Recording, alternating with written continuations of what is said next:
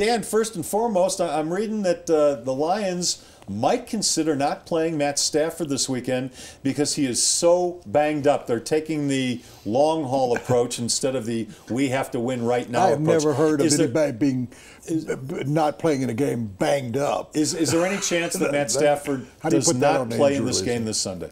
Well, he did get quite beat up in the Minnesota game. He took a lot of hits on Sunday and went for x-rays after the game on his chest and his ribs, and it's been reported that they are bruised ribs. And I think we are really early in that process right now, and I think if there is any way that Matthew Stafford can be ready to play on Sunday, he will be. And you know, barring something that came up in that medical examination, which doctors said absolutely you're off for a week or you're off for 2 weeks or whatever it might be, unless he's been ruled out medically, I don't think right now he's on track to do anything for sure except to see how far you can get him in his recovery and try to get him out there, because this is a desperate football team. In terms of this year, there is no long-term view really past Sunday night in this game. Dan, this is Woody. Thank you for joining us, and I think you're absolutely right. I think it's the same thing in New Orleans as it is in Detroit. You get behind the 8-ball, you're 0-2, you can't rest Drew Brees for a week or two, or you got no chance. The season's over. You can't rest Matthew Stafford. I don't even. 0-3 is a death sentence. Yeah, I mean, you don't ever go to the playoffs. So if Detroit, I mean, you're absolutely right. You don't go up against the Broncos in that defense with a backup quarterback who's really never established himself in the league. So I think you're on to something, Dan. But are what we're seeing with the Lions? I'm going to shift to the other side. With the loss of 2 interior linemen, you picked up a very good inside defensive lineman, but this doesn't look like the Detroit Lions defense that I've seen the last 2 or 3 years.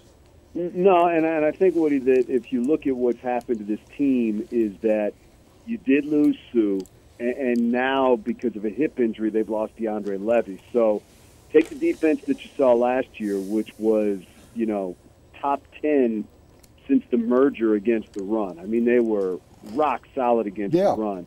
And take away, now you've taken away not just Sue, but Levy, their 2 best players from a year ago, and they're really struggling. I mean, I'll be honest with you, I did not think they'd be as bad as they have been, and I'm not quite sure, really on both sides of the ball, why they have struggled so significantly. But you're missing a couple of real key guys from last year. But look, in this league, nobody's going to feel sorry for you, and they need to be better. And they've given up, you know, big plays, 199 yards on the ground to Minnesota. Never once in that game did they put it on Teddy Bridgewater and say, okay, you have to beat us. They made it easy on that offense. It was Adrian Peterson that did the damage. And look, you don't like to look up and see Peyton Manning, regardless of where he is in his career arc, but that's what they're dealing with here. And you won't find any coach in this league who's got more respect for Peyton Manning than Jim Caldwell.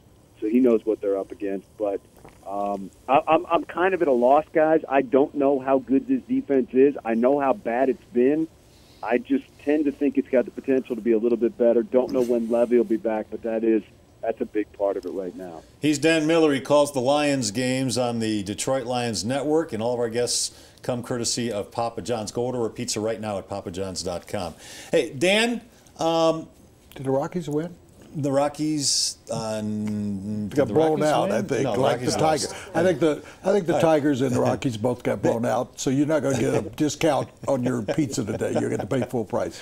Go ahead, Dan. How worried should the Broncos be about Calvin Johnson these days? I keep reading different reports about whether or not he's the same Megatron or if he's lost a little bit. Tell us about it.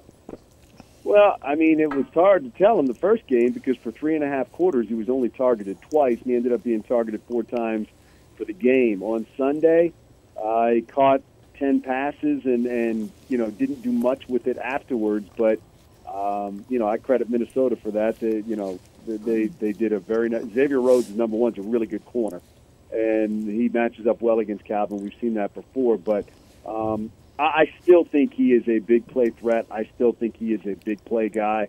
It's just right now this team is in a mode where they're not getting big plays. They didn't get any plays over 19 yards in the game on Sunday, except for a penalty at one point. They're not running the ball well, and when you're not running the ball well, teams, can drop back a little bit and pay more attention to Calvin. So I certainly wouldn't sleep on him. I still think that when all is said and done this year, Calvin will have big numbers and have made big plays.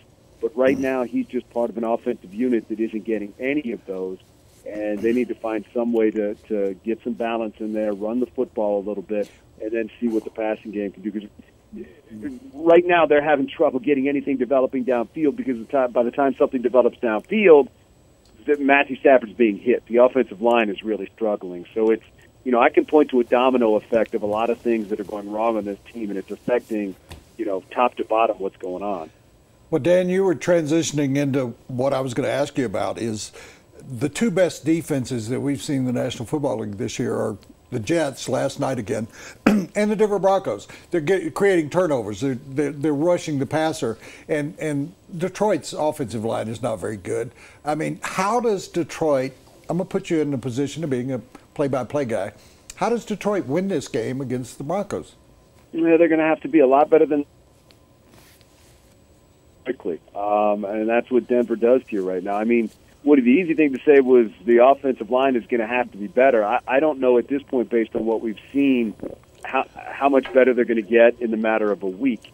They are healthier with Larry Warford being back last week. He should be better this week.